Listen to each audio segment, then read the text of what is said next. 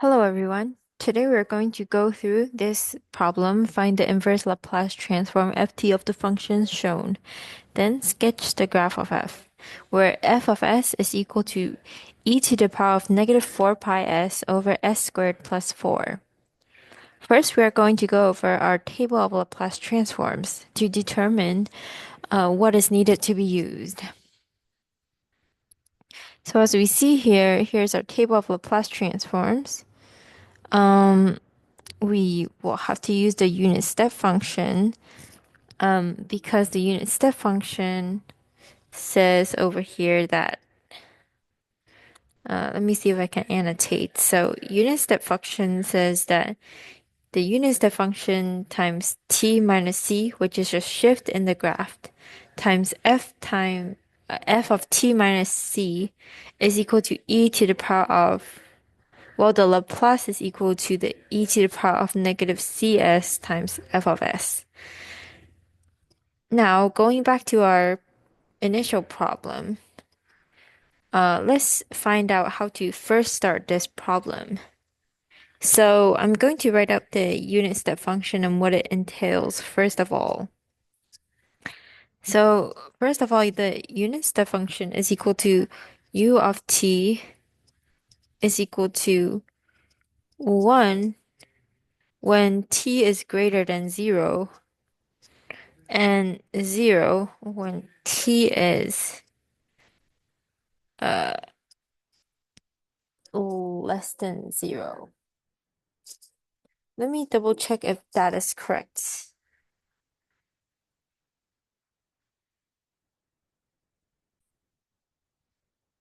Yes, so that is indeed correct. And some people like to add a or equal over here, but you don't necessarily have to. So we're going to leave it as just greater and less than. So after we know our unit step function, uh, let's write out the general formula. So the formula was Laplace of the unit step function times a shift times f of this function shifted is equal to e to the power of negative as times f of s. And basically what the unit step function says is that um when t is greater than 0, the unit step function turns on, so it has a value of 1. And when the unit step function is at t less than 0, it turns off and thus has a value of 0. And this function over here represents a delay in sine of 2t by a equals 4 pi units of time. So let's write that out. So it represents a delay in sine of 2t by a equals 4 pi units of time. And so um u of t minus a times f of t minus a represents a delay in the input ft for a units of time. The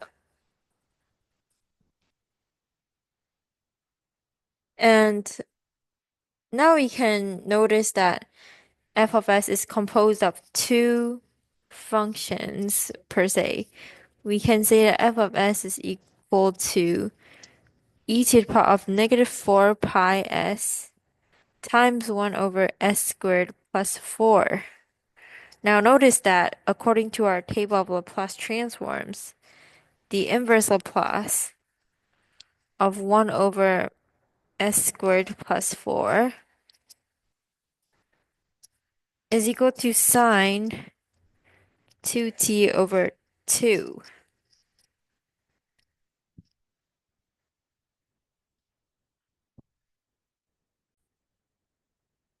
And our 1 over s squared plus 4 can be kind of identified to be synonymous to our f of s, and our e to the power of negative 4 pi s can be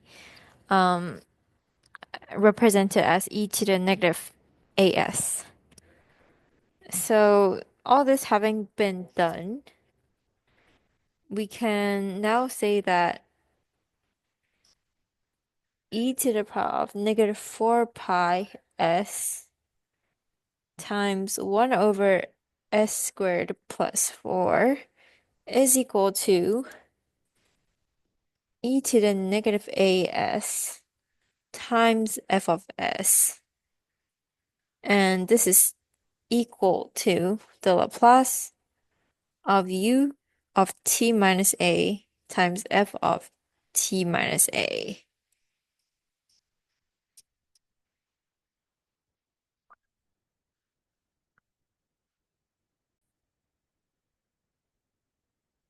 All right, so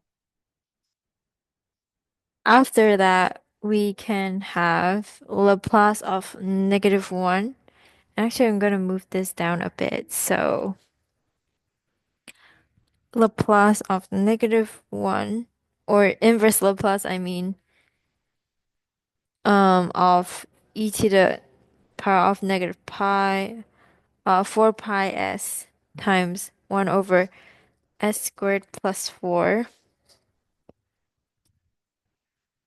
is equal to u times t minus 4 pi times, and I'm running out of space here.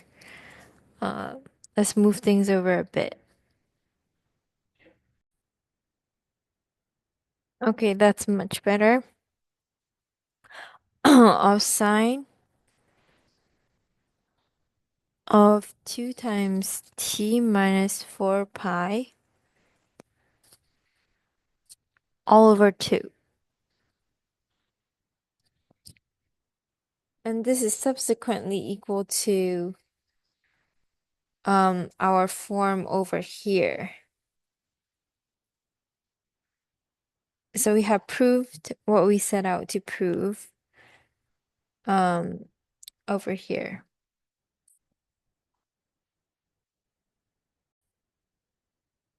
Now we're not quite done yet because we have to come up with a graph for our function. So in order to do that, we have to understand what our function f of t really means. Notice that because our unit step function is in general given by u of t is equal to 0 if t is greater than here in this particular problem, uh, sorry, not 0, but 1 when t is greater than 4 pi, and 0 when t is less than 4 pi.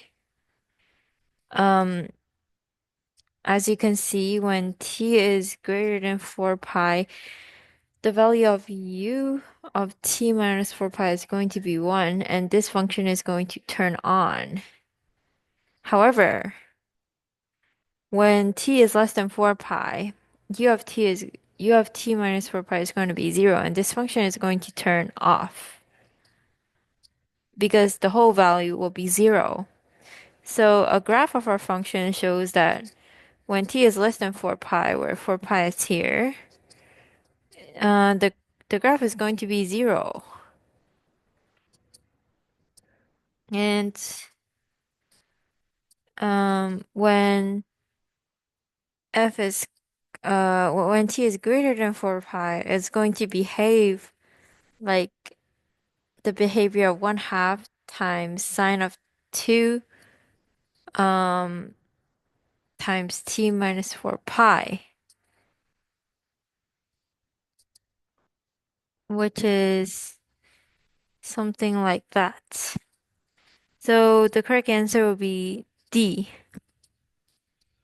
where the function turns on only after 4 pi is exceeded.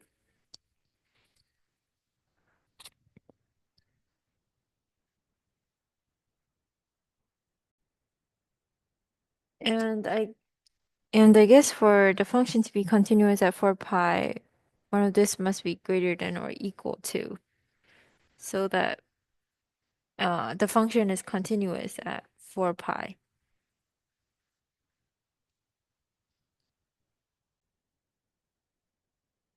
As you can see clearly, the amplitude is given by the 1/2 over here.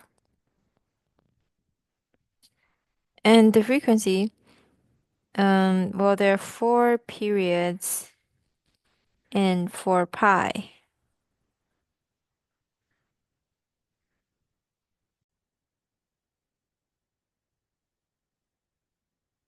Um, this indicates that uh, per every pi, there is one cycle being completed. So the frequency of a sinusoidal wave is given by 2 pi over t, where t is the period. So here we see that the period is equal to pi. And we can also see that the frequency is equal to, what is it? The period is equal to pi because in pi it completes one cycle. We can also do 2 pi over 2 to get that the period is equal to pi. And the frequency being 2 pi over t, where the period t is equal to pi, will give us 2 pi over pi equals 2, which matches the frequency here, right here. So I hope this video was helpful. And if you have any questions, attach them in the comments and I'll try to answer them. And see you in the next video.